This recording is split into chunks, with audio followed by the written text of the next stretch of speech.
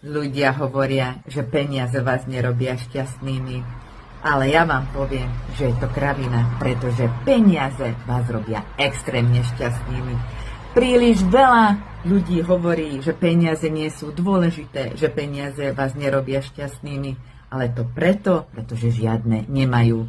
Kľudne sa choďte a spýtajte sa úspešných ľudí, ktorí vám povedia, že sa nemusia báť, respektíve starať o to, ako si zaplatia svoje účty, ako si zaplatia svoje hypotéky, úvery, ako si zaplatia svoje leasingy, alebo ako si zaplatia najlepšie školy pre svoje deti.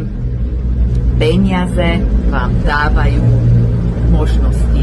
Ak máte peniaze, máte možnosti. A takáto možnosť je napríklad zaplatiť si najlepších lekárov. Najväčším zdrojom peňazí pre vás je finančná sloboda. Pretože môžete byť najmilším človekom na svete, môžete mať najviac priateľov, ale konečný výsledok je, že peniaze sú rovnako dôležité ako základné potreby človeka. Takže, ak vám niekto na budúce povie, že peniaze nie sú dôležité, zapamätajte si, vám to hovorí preto, lebo žiadne nemá.